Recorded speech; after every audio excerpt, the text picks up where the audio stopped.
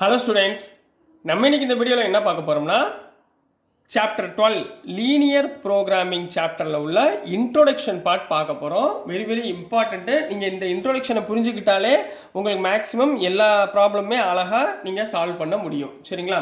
So first என்ன நீங்கள் ஞாபகத்தில் வச்சுக்க போகிறீங்கன்னா, இதில் நீங்கள் என்ன ஞாபகம் வச்சுக்கணும்னா அப்ஜெக்டிவ் ஃபங்க்ஷன் அப்படின்னா என்ன அப்படின்றத ஃபஸ்ட்டு ஞாபகத்தில் வச்சுக்கணுமா? சரிங்களா? அப்ஜெக்டிவ் ஃபங்க்ஷன், அதாவது இப்போ ஒரு கொடுத்துருக்கிற ப்ராப்ளம் ஒன்று கொடுத்துருக்காங்கன்னு வச்சுக்கோங்க. இப்போ ப்ராப்ளம்ஸ்லாம் என்ன மாடலில் இருக்கும்னா இப்படி இருக்கும்: maximize of Z equal to 3x + 4y something. சரிங்களா? அதே மாதிரி சப்ஜெக்ட் டு கன்ஸ்ட்ரைன்ட்ஸ் அப்படின்னு போட்டு என்ன கொடுத்துருப்பாங்கன்னா 3x + 12y is less or equal to, அதாவது inequality less or equal to 3 அப்படின்னு கொடுத்துட்டு எக்ஸோட value greater or equal to 0, ஒய்யோட value less or equal to 0 இந்த மாதிரி கொடுத்துருப்பாங்கம்மா. இந்த ப்ராப்ளத்துலேருந்து நீங்கள் சிம்பிளிஃபை பண்ணி வேல்யூவை கண்டுபிடிக்கிறதா உங்களுக்கு லீனியர் ப்ரோக்ராமிங் ப்ராப்ளம். சரிங்களா? இது எங்கெங்கெல்லாம் யூஸ் ஆகும்னு ஃபஸ்ட்டு ஞாபகம். ரியல் லைஃப்பில் எங்கெங்கெல்லாம் யூஸ் ஆகும்னா இண்டஸ்ட்ரீஸில் யூஸ் ஆகும். பிஸ்னஸ் பண்ணுறாங்க பாருங்கள், அவங்களுக்கெல்லாம் இந்த ப்ராப்ளம்ஸு யூஸ் ஆகும். இது ரியல் லைஃப் ப்ராப்ளம்ஸில். ரைட்டுங்களா? இப்போ நல்லா ஞாபகம் வச்சுக்கோங்க, இது வந்து மேக்ஸிமைஸ் அப்படின்னு கொடுத்துருக்காங்க இந்த ப்ராப்ளத்தில். இதே ப்ராப்ளம் எப்படி கொடுக்கலாம்? Minimise of Z, maximum minimum அந்த மாதிரி கொடுக்கலாமா? சரிங்களா? மேக்ஸிமம் கொடுக்கலாம், மினிமம் அப்படின்னு கொடுக்கலாமா? அப்போது இங்கே maximum of Z equal to, இப்போ கொடுத்துருக்கிறது என்ன? Z equal to 3x + 4y அப்படின்னு கொடுத்துருக்காங்களா? இந்த இசட்ன்றது என்னவா இருக்கலாம்? மேக்ஸிமமாகவும் இருக்கலாம், மினிமமாகவும் இருக்கலாம். சரிங்களா? இதில் மேக்ஸிமமாக இருந்தால் ஒரு பிஸ்னஸில் மேக்ஸிமமாக என்ன இருக்கணும்னு ஆக்சுவலாக எதிர்பார்ப்பாங்க. ஒரு பிஸ்னஸ்னால் நம்மளுக்கு ப்ராஃபிட் வந்து அதிகமாக இருக்கணும் அப்படின்னு எதிர்பார்ப்பாங்களா? நம்மளுக்கு வரக்கூடிய லாபம் அதிகமாக இருக்கணும்னு எதிர்பார்ப்பாங்க. அப்போ மேக்ஸிமம்னா என்னவா இருக்கும்னா ப்ராஃபிட்டாக இருக்கணும். சரிங்களா? சரி சார், அப்போ மினிமம்னா என்ன சார் அர்த்தம்? மினிமம்னா இதில் என்ன அர்த்தம்னாமா, எதுவுமே இப்போ ஒரு வேலை நம்ம பண்ணுறோம், அந்த வேலைக்கு வந்து மினிமமாக என்ன பண்ணுவோம், என்ன இருக்கணும்? நம்ம காஸ்ட் ஆஃப் ப்ரொடக்ஷன், அதாவது நம்ம இப்போ உங்கள் பிஸ்னஸ் யாராவது ஃபாதர்ஸ் யாராவது பிஸ்னஸ் பண்ணிட்டு இருந்தாங்கன்னா அவங்க வாங்குறாங்க பார்த்தீங்களா, பொருள் கடைக்கு பொருள் வாங்குறாங்கல்ல, அந்த பொருளோட காஸ்ட் வந்து நம்மளுக்கு என்னவா இருக்கணும்னு நினைப்போம்? கம்மியாக இருக்கணும்னு நினைப்போம். அல்லது நம்ம ப்ரொடக்ஷன் பண்ணுறோம்ல, அது வந்து கம்மியாக இருக்கணும்னு நினைப்போம். அந்த கம்மியாக எடுத்துக்கிட்டு நம்ம விற்கும்போது வரக்கூடிய மணி வந்து என்னவா இருக்கணும்? ப்ராஃபிட்டபுளாக இருக்கணும். இப்போ 10 ரூபாய், இப்போ வந்து 10,000 ரூபாய்க்கு ஒரு சைக்கிள் வந்து நம்ம காஸ்ட் ஆஃப் ப்ரொடக்ஷனில் வாங்குறோம்னா நம்ம விற்கும்போது எவ்வளோக்கு விற்கணும்? அந்த சைக்கிளை 15,000 ரூபாய்க்கு விற்கணும். அப்போ தான் நமக்கு ப்ராஃபிட். ஸோ எது நம்மளுக்கு கம்மியாக இருக்கணும்? காஸ்ட் ஆஃப் ப்ரொடக்ஷன் கம்மியாக இருக்கணும். அதுதான் மினிமம். காஸ்ட் ஆஃப் ப்ரொடக்ஷன் என்னவா இருக்கணும்? கம்மியாக இருக்கணும். புரியுதுங்களாமா? ரியல் லைஃப் எக்ஸாம்பிளில் வச்சு சொல்கிறேன் உங்களுக்கு. அப்போது கொடுத்துருக்க சம் மேக்ஸிமமாக மினிமமாக பார்க்கும்போது இது ப்ராஃபிட்டில் ஞாபகத்தில் வச்சுக்கோங்க, மினிமமை காஸ்ட் ஆஃப் ப்ரொடக்ஷனில் ஞாபகத்தில் வச்சுக்கோங்க. அடுத்து செகண்ட் ஒன் இங்கே என்ன கொஷினில் கொடுத்துருப்பாங்கன்னா சப்ஜெக்ட் டு அப்படின்னு கொடுத்துருப்பாங்கம்மா. சரிங்களா? இதுக்கு பேர் என்னென்னா சப்ஜெக்ட் டு கன்ஸ்ட்ரைன்ட்ஸ் அப்படின்னு அர்த்தம். Subject to constraints.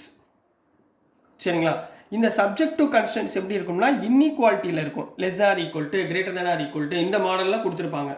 அதாவது இதுக்கு என்ன அர்த்தம்னா கொடுத்துருக்கிற ப்ராப்ளமில் சம் லிமிட்டேஷன்ஸில் கொடுத்துருப்பாங்க. அதாவது கிரேட்டர் தேன் வேல்யூவா லிமிட்டேஷன் சொல்லலாம், அல்லது கண்டிஷன்ஸும் சொல்லலாமா? உங்களுக்கு புரியுறதுக்காக சொல்கிறேன், 2 வார்த்தைகள் போட்டு சொல்கிறேன். மினிமம் என்னவா இருக்கணும்? லிமிட்டேஷன்ஸாக இருக்கணும் அல்லது கண்டிஷன்ஸாக இருக்கணும். ஃபார் எக்ஸாம்பிள் இப்போ ஒரு பானை செய்கிற கடை இருக்குன்னு வச்சுக்கோங்க. இப்போ அவங்க ஒரு நாளைக்கு 50 பானை செய்யணும். இப்போ 50 பானை வந்து உங்களுக்கு என்ன எப்படி செய்ய சொல்லுவாங்க?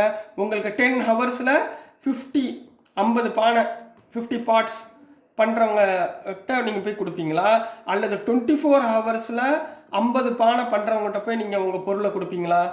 இதில் எது கம்மியான ஹவர்ஸாக இருக்கோ அவங்கக்கிட்ட போய் தான் நம்ம என்ன பண்ணுவோம்? நம்ம அப்ரோச் பண்ணி நம்மளுடைய ப்ரொடக்ஷனை நம்ம வாங்க போகிறோம். சரிங்களா? ஸோ இந்த மாதிரி 10, 24 ஹவர்ஸ்ன்னு வேரி ஆகுது பார்த்தீங்களா? இதுதான் லிமிட்டேஷன்ஸ் சொல்லுவாங்க அல்லது கண்டிஷன்ஸ் சொல்லுவாங்க.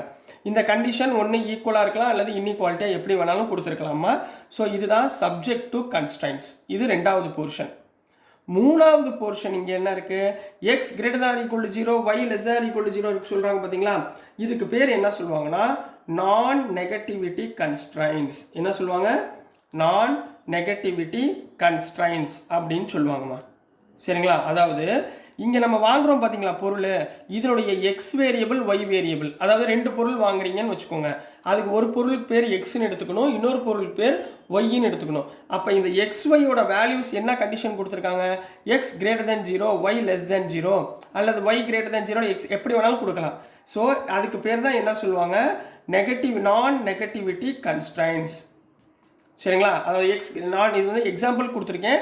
நான் நெகட்டிவிட்டி கன்ஸ்ட்ரெயின் எப்படி இருக்கும்? X greater than equal to 0, Y greater than equal to 0. இந்த கண்டிஷனில் உங்களுக்கு சம் கொடுத்துருப்பாங்க. அடுத்து லாஸ்ட்டாக நீங்கள் கண்டுபிடிக்க வேண்டியது பவுண்டட் ரீஜினா அல்லது அன்பவுண்டட் ரீஜினா அப்படின்றத நம்ம கிராஃப் மூலியமாக நம்ம கண்டுபிடிக்க போகிறோம். சரிங்களா? ஸோ சார் எப்படி sir bounded region unbounded region எப்படி சார் கண்டுபிடிக்க போகிறோம் அப்படின்னா, இப்போ நம்ம ஒரு கிராஃப் வந்து அவங்க ட்ரா பண்ண சொல்லியிருப்பாங்க. இப்போ இந்த கிராஃபில் இதுக்குள்ளே இருக்கிற வேல்யூஸ் உங்களுக்கு கிடச்சிருச்சுன்னா, இதுக்குள்ளே இருக்க வேல்யூஸ் கேட்டிருந்தாங்கன்னா இதுக்கு பேர் என்ன சொல்லுவாங்கன்னா பவுண்டட் ரீஜன். என்ன சொல்லுவாங்கம்மா? இதுக்கு பேர் பவுண்டட் ரீஜன், அதாவது ஃபீசிபிள் சொல்யூஷன் அப்படின்னு சொல்லி சொல்லுவாங்க. பட் இதே இடத்துல உங்களுக்கு கிராஃபில் இப்போ இந்த மாதிரி இருக்குன்னா உங்களுக்கு இது மேலே உள்ள போர்ஷனை கண்டுபிடிக்க சொல்லியிருக்காங்கன்னு வச்சுக்கோங்க. அதாவது கிரேட்டர் தேன் இந்த போர்ஷன் இல்லாமல் மேலே உள்ள போர்ஷனை கண்டுபிடிக்க சொல்லியிருந்தாங்கன்னா அதுக்கு பேர் அன்பவுண்டட் ரீஜின் அப்படின்னு சொல்லுவாங்க. அதுக்கு பேர் என்னமா சொல்லுவாங்க? Unbounded region. ஸோ இதெல்லாம் கொஞ்சம் அனாலிசிஸ் பண்ணி வச்சுக்கோங்க. இவ்வளோ நீங்கள் பார்த்தாலே ஓரளவு நம்ம லீனியர் ப்ரோக்ராமிங் உள்ள எல்லா ப்ராப்ளமும் ஈஸியாக பண்ணிடலாம். ஸோ டியர் ஸ்டூடெண்ட்ஸ், நான் அனுப்புகிற வீடியோஸ் உங்களுக்கு புரிஞ்சிருக்கும்னு நம்புகிறேன். பிடிச்சிருந்துச்சுன்னா மறந்துடாமல் லைக் பண்ணுங்கள், ஷேர் பண்ணுங்கள், மறக்காமல் சப்ஸ்கிரைப் பண்ணி சப்போர்ட் பண்ணுங்கள் ஸ்டூடெண்ட்ஸ். தேங்க்யூ.